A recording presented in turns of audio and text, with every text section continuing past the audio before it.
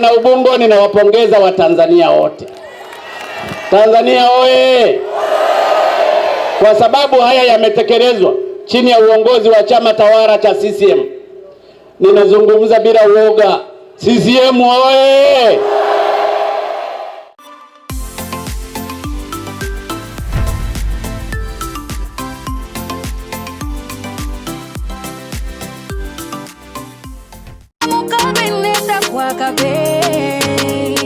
Uyo ni mukabene, uyo aliukwa, uyo aliukwa, uyo aliukwa, uyo aliukwa, uyo aliukwa, uyo aliukwa, uyo aliukwa, uyo aliukwa. Lelo atikanande,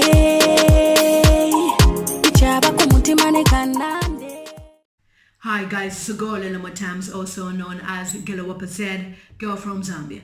If you're new to my YouTube channel, please subscribe so that each time I upload videos, you will be notified that JUDY posts a video. Thank you so much for coming back to my YouTube channel and watching my YouTube videos. Natotela sana. In this video, I would like to talk about President John Magufuli, the Tanzanian president. This man inspires me with his character, his behavior, and just how he handles things. I came across an article which talked about how he has decided not to even push for a third term. Now, I was so happy when I saw that, because in Zambia, the president is trying to push for what you call Bill 10. The Bill 10 statement, what it's all about, is down below. And he stated himself, John Magufuli, that he doesn't want to push for a third term. When his time is up, his time is up. Now, that is what all African leaders should learn from John Magufuli. There is time for everything. You can't push for position continuously. That is why there's always failure in African governments, in African systems and administration, because they just want to continuously be in power, continuously be in position, and at the end of the day, they get too comfortable, and all they do is steal, and make all the other deals. And as you can hear, we've been complaining on my YouTube channel as Zambians that our president is not even allowing us to have freedom of speech. If you speak online or wherever, people are attacking you, people are sending you messages. In Zambia, we have what you call cadres. These cadres come and attack you. They come and attack your family, talk about you, just put fear in you that you cannot speak. So I was really impressed, and I just want to say this to my Tanzanian people: you have a good president, and for all the African leaders as well, learn from John Magufuli. There's no rush for you to continuously be in power, or there's no need for you to continuously be the one who wants to lead all the time. You're always rushing to be in power because you know that you are going to steal from the government. But this person is saying no. And I love John Magufuli for cancelling the loans as well. And if you remember, I had even shared a video talking about how he was planning to order COVID-19 medications from Madagascar, and YouTube terminated all those videos that we shared about Madagascar COVID-19 medication, which, the organic drink. And it's good that he's always thinking of the people of Tanzania. And the BBC have also tried to mock Magufuli. I've seen an article on the BBC where they're talking about I've seen an article from BBC where they're trying to talk about Magufuli is a believer of Christ, and he said that there is no coronavirus anymore in Tanzania because God has healed Tanzania. Honestly, what I know is that Africa hasn't been hit badly with COVID-19 cases. If some countries are really saying they've been affected, some of them it's a scam to get aid. And some of them, yes, it has happened because obviously we've had people who travel from all over the world, like especially, foreign nationals who maybe were on holiday in those countries that have been affected with COVID-19, and then they went maybe to some African countries. But we also have a few maybe who might have contracted it within the country, but it's not that much. I saw a post somewhere where somebody said, there's a miracle when it comes to COVID-19 in Africa. There's just something. God has protected us. The whole world was worried about Africa. The whole world thought Africa would be hit badly. Bill Gates was talking about how they're gonna see a lot of dead bodies lying in Africa, and it hasn't happened because they manufactured, whoever manufactured COVID-19 thought Africa would be, wiped out, but their plan has failed, So we just need to continuously eating healthy, guys. Remember, take your ginger, grind all those nice, healthy organics, inhale your lemon, make sure you're staying fit, keep your health in check all the time. Imagine from January to June, the world has been at almost standstill. 6 months, half of the year gone. Some people have even, written posts on Facebook and memes like, I'm not calculating my birthday this year because I've missed this year.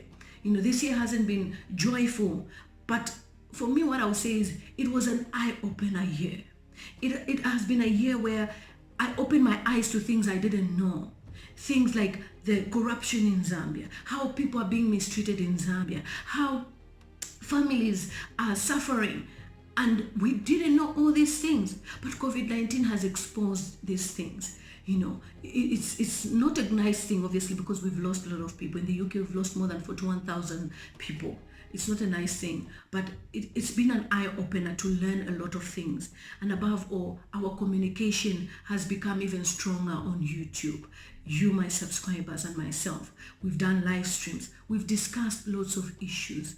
And it's imperative that, we continue this relationship, because I know once the world opens again to how it used to be, we are all going to be busy, but it is our joy that we've built that bond, that we'll carry on sharing stories. I don't need to only share stories about Zambia. I can share stories about your country. So you can send them stories to me. I talk about them. I address those issues.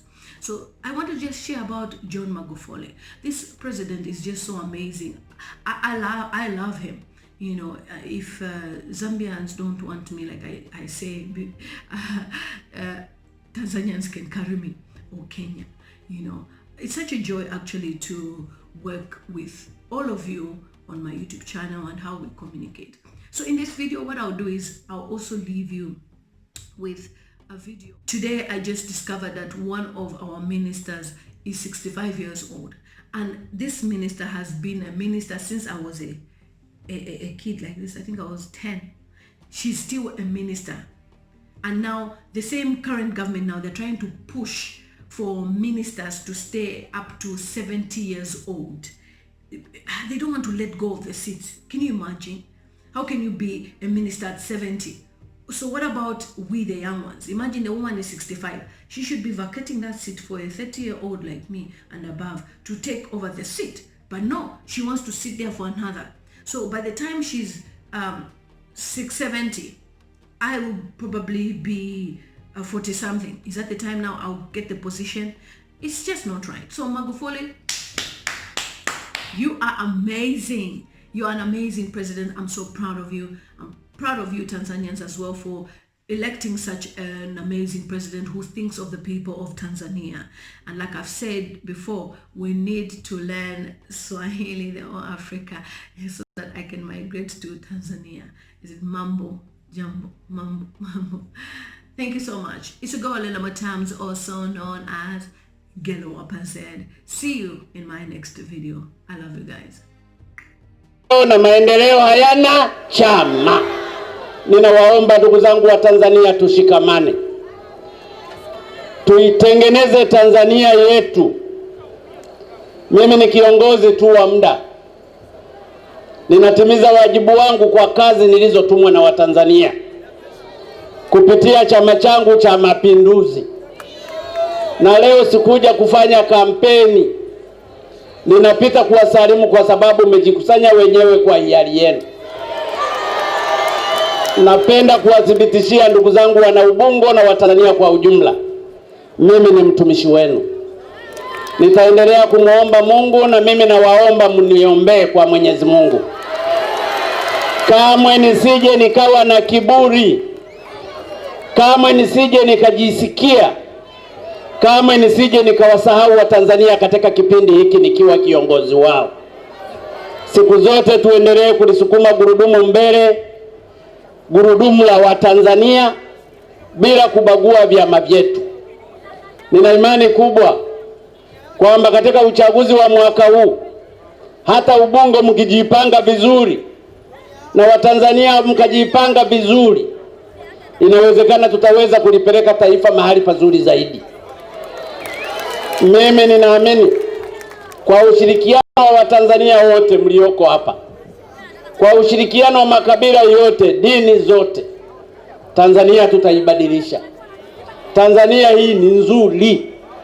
Tanzania ina uwezo mkubwa mno. Tanzania sio nchi maskini. Kwenye barabara lile la njia 8 nimefurahi kuliona wakati tunatafuta fedha kutoka kwa wafadhili. Walikuwa wajenge njia 2. Wakatupa masharti ya kila aina. Tukasema hii nchi si ya kupewa masharti ya namna hiyo. Tukaamua kaeni na pesa zetu na sisi tunajenga njia 8.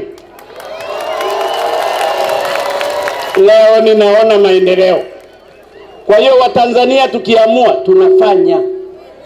Hili daraja linagharimu zaidi ya bilioni 240 kitu. Niliwaambia siku moja kwamba lile jengo la TANESCO liliokuwa ndani liko ndani ya road reserve. Wako watu waliniona kama kichaa, lakini sheria ni msumeno. Na uhakika sasa Watanzania wote mtafurahi daraja hili litakalo kamilika. Ninawapongeza wana Ubungo, ninawapongeza Watanzania wote. Tanzania oye! Kwa sababu haya yametekelezwa chini ya uongozi wa chama tawala cha CCM. Ninazungumza bila uoga. CCM oye! CCM safi! Thanks for watching my YouTube channel.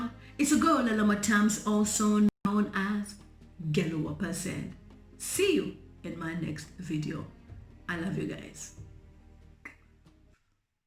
Please don't forget to subscribe and hit the notification button and follow me on all social media platforms. It's simply at lilymutamztv on all social media platforms.